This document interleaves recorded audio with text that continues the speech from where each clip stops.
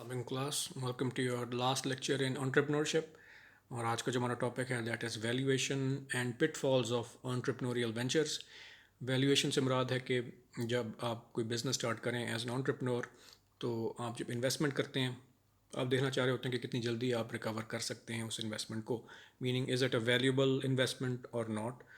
और अगर कोई इन्वेस्टर आपको बैक कर रहा है जैसे कि वेंचर कैपिटलिस्ट है या कोई एंजल इन्वेस्टर है, तो वो भी ज़ाहिर सी बात है इंटरेस्टेड होगा देखने में कि जी उसकी इन्वेस्टमेंट जो है वो फ़ायदेमंद होगी भी सही कि नहीं. और सेकंड जो चीज़ है वो है पिटफॉल्स. पिटफॉल से मुराद है वो मिस्टेक्स जो कि कॉमनली एक एंटरप्रेन्योर कर सकता है बिज़नेस स्टार्ट करते वक्त.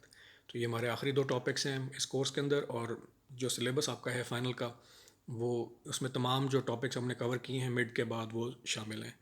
मिड से पहले वाले टॉपिक शामिल नहीं हैं, और मिड के बाद भी जो आपने केस स्टडीज़ की हैं that is also not part of syllabus. वो सिर्फ असाइनमेंट्स थी. जो पेपर पैटर्न होगा वो मैं आपको with in 1 or 2 days inform कर दूंगा कि किस तरह से क्वेश्चंस होंगे.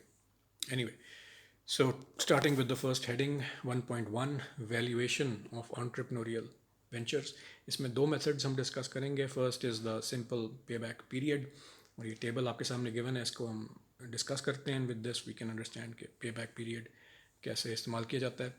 तो इसमें हम देख सकते हैं कि टेबल में लिखा हुआ है इनिशियल इन्वेस्टमेंट $800,000. तो इन्वेस्टमेंट जो शुरू में की गई है जो रिकवर करना चाह रहे हैं वो है जी $800,000. और इस इंफॉर्मेशन में हमें नज़र आ रहा है कि 4 साल का हमारे पास अरसा है जिसके अंदर हम ये इन्वेस्टमेंट रिकवर करना चाह रहे हैं. सो ईयर 1 में हम देखते हैं कि जी पहले साल में कैश इनफ्लोज कितनी फोरकास्ट की जा रही हैं, दैट इज़ $250,000. $250,000 आपने रिकवर कर ली, तो रिमेनिंग अमाउंट कितनी बची पीछे आउट ऑफ दी जो इन्वेस्टमेंट थी $550,000 जो कि रिकवर अभी करने. ईयर 2 जो है उसमें कैश इनफ्लोज $400,000 हुए. तो हम थर्ड जो कॉलम है उसमें देख सकते हैं कि ये ऐड होता जा रहा है प्रीवियस अमाउंट के अंदर. तो पहले साल में 250,000 था, सेकेंड ईयर में आपने 400,000 इनफ्लोज जो हैं आपको हुए हैं, तो वो एड अप हो जाते हैं. 400,000 plus 250,000 we get $650,000 cumulative cash inflow. अब रिमेनिंग अमाउंट जो है इनिशियल इन्वेस्टमेंट की जो रहती है वो है $150,000, क्योंकि आप 800,000 में से 650,000 निकाल दें तो आपको नज़र आ जाता है कि जी आपने जो रिमेनिंग इन्वेस्टमेंट रिकवर जो करनी है दैट इज़ 150,000. जो थर्ड ईयर है उसमें इनफ्लोज फोरकास्ट किए गए $300,000. और ये जब आप ऐड करते हैं थर्ड कॉलम में क्यूमुलेटिव कैश इनफ्लोज में, तो हमारे सामने अमाउंट नज़र आ रही है $950,000, क्योंकि 650,000 ईयर 2 तक थी क्यूमुलेटिव इनफ्लो. उसके अंदर आप 300,000 ऐड करें तो अब आपके पास जो क्यूमुलेटिव इनफ्लो बनती है तीसरे साल में वो है 950,000. और ये ज़ाहिर सी बात है हमें नज़र आया है इनिशियल इन्वेस्टमेंट से ज़्यादा है. 800,000 इन्वेस्टमेंट थी तो 950,000 हमें तीसरे साल तक पैसे रिकवर हो गए. तो 800,000 जो हमारी इनिशियल इन्वेस्टमेंट थी वो भी कवर होगी, और उसके ऊपर भी $150,000 जो हैं वो प्रॉफिट हो रहा है इस वेंचर के अंदर. तो सिर्फ इस टेबल से ही हमें नज़र आया था कि विद इन 3 ईयर्स हम अपना टारगेट अचीव कर रहे हैं, मतलब कि बिटवीन 2 and 3 ईयर्स हम अचीव कर रहे हैं. और वो हम कैलकुलेट कर भी सकते हैं एग्जैक्टली कि वो कितना अरसा है between the second and third year जब हम क्रॉस कर रहे हैं उस 800,000 वाले फिगर को. तो उसका फॉर्मूला नीचे गिवन है. Simple payback period is equal to year before full recovery. तो year before full recovery is the second year, क्योंकि दूसरे साल में रिकवर नहीं हुआ था, तीसरे साल से पहले पहले रिकवर हो चुका है. But it was more than year 2. Year दूसरा साल पूरा कंप्लीट हो चुका था और हमारे पास अभी 800,000 जमा नहीं हुए थे. तो वो हमारा ईयर बिफोर फुल रिकवरी हो गया, plus unrecovered cost at start of the year. Year 3 से पहले जो हमारी वो थी अनरिकवर्ड जो कॉस्ट थी वो 150,000 थी जो अभी रिमेनिंग थी. ठीक है जी. Divided by cash flow during the year, जो कि ईयर 3 में कैश फ्लो 300,000 है. तो इनको हम लिखते हैं इस फॉर्मूले में फिगर्स को जी. ईयर बिफोर फुल रिकवरी जो हमारा ईयर 2 हाईलाइट हुआ है रेड से वो है ईयर बिफोर फुल रिकवरी. वो 2 लिखा प्लस 150,000 अमाउंट वो है जो कि रिमेनिंग अमाउंट थी बिफोर द फुल रिकवरी. 650,000 हमने रिकवर कर लिया था 800,000 में से, तो रिमेनिंग अमाउंट हमारी कितनी थी 150,000. वो लिखा यहाँ पे डिवाइडेड बाय जो जिस साल में रिकवर हो रहा है उसकी कैश इनफ्लो लिखी गई है. सो 150,000 डिवाइडेड बाय 300,000, तो हमारे पास फिगर आता है 2.5 ईयर्स. तो विद इन 2.5 ईयर्स हमने रिकवर कर लिया है 800,000 का फिगर. तो एक सिंपल सा तरीका है कैलकुलेट करने का कि जी आपको कितनी जल्दी आप रिकवर कर लेते हैं अपनी इनिशियल इन्वेस्टमेंट। पे बैक पीरियड का जो इशू है सबसे बड़ा वो ये है कि जो भी हमारी इन्फ्लोज हैं, जैसे ईयर 1 में 250,000 है, ईयर 2 में 400,000 है, और ईयर 3 में 300,000 और ईयर 4 में 450,000, इनको हमने एज इट इज़ कंसिडर किया।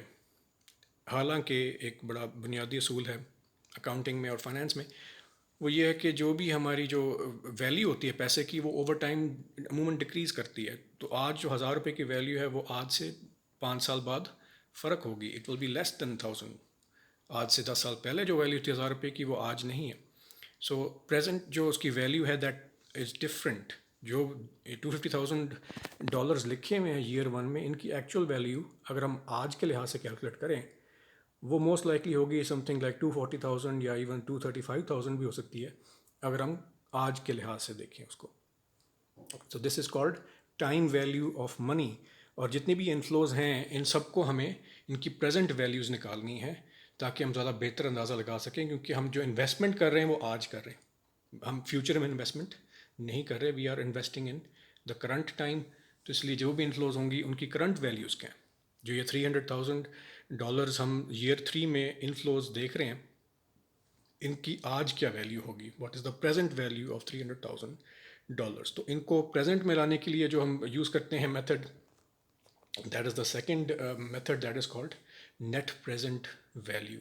So net present value NPV method is a type of financial model of forecasting used in entrepreneurial ventures that takes into consideration the time value of money for future cash inflows।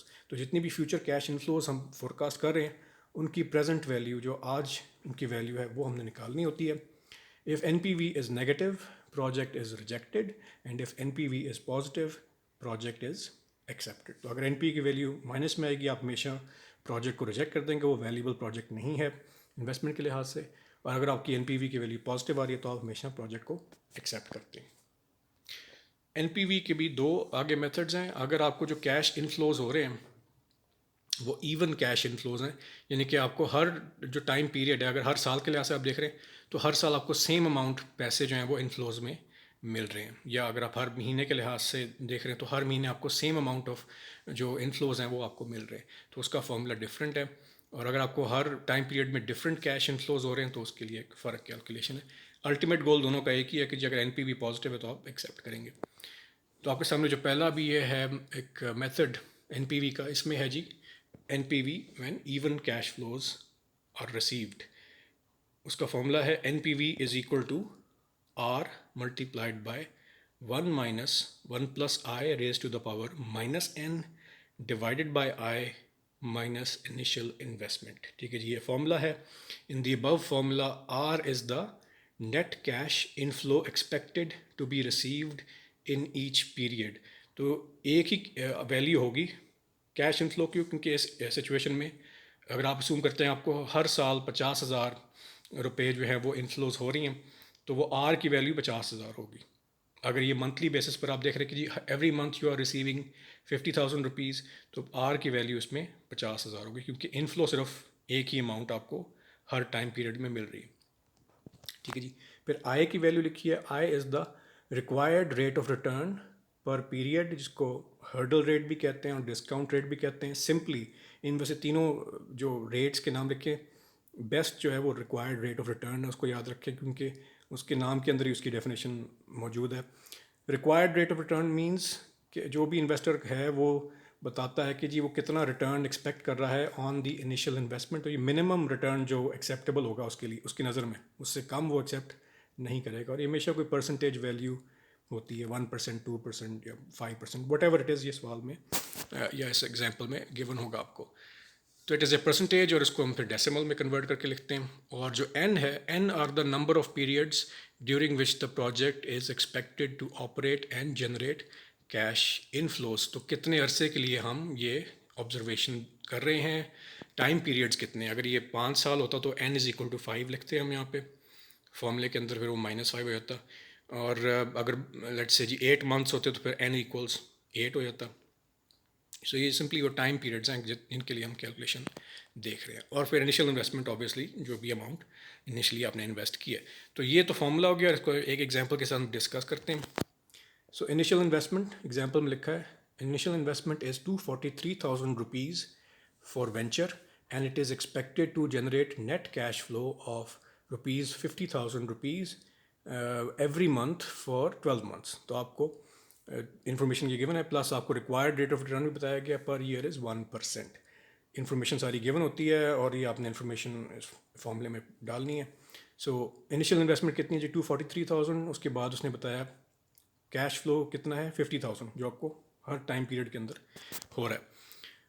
और वो time period maximum आपके पास कितना है? You have 12 months. तो आपको R given है जी, R is equal to 50,000 rupees, जो कि वो कैश इनफ्लो है।